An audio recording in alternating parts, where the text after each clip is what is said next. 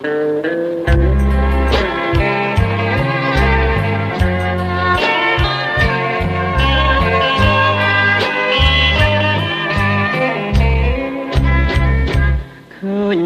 ោលលុបពោត្រជាងអង្ចាដូចរូបជីវ៉ាដែលធ្លាប់មេត្តាប្រណីនាំច្របាច់គួងភ្នែកខ្នងប្រឡាយនឹងប្តីអរគុណភាពកាព្រៃតាថ្លៃបាត់ទៅទីណាបងពេជ្រនឹងមាសប្រាំងរាប់រយម៉ឺនលាន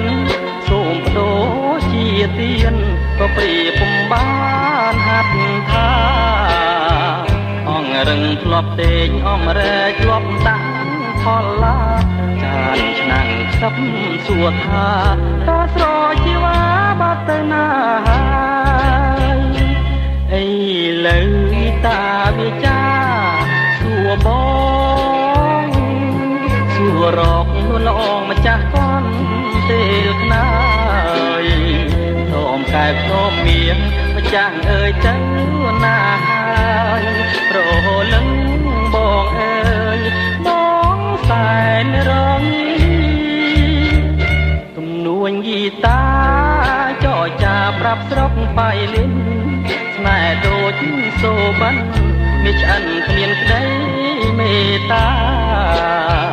បងយំរាប់ព្រៃស្រីសាជាមួយសង្សារដៃបងអម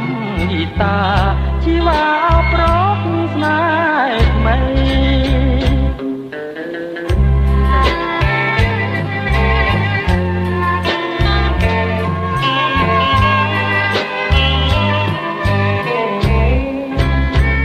ឃើញស្រមោលលុបពោត្រជាងអង្ចាដូចរូបជីវ៉ាដែលធ្លាប់មេត្តាប្រណីនាំច្របាច់ធួងភ្នែកខ្នងប្រឡាយនឹងប្តីអរគុណភាពកាព្រៃតាថ្លៃបាត់ទៅទីណា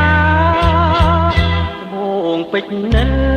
មានប្រាំងរាប់រយម៉ឺនលានសូមបដូរជាទៀនក៏ព្រាពុំបានហាត់ថាអង្រឹងធ្លាប់ដេកអំរែកធ្លាប់តាំងផលឡាចានឆ្នាំងខ្សឹបសួរថាតើស្រជីវ៉ាបាត់ទៅណាហើយអីលើតាវិចាសួរបងសួររកនួនល្អម្ចាស់កនពេលខ្នើយសូមកែបសូមមានម្ចាស់អើយទៅណាហើយប្រលឹងបងអើយបងសែនរងទំនួញយីតា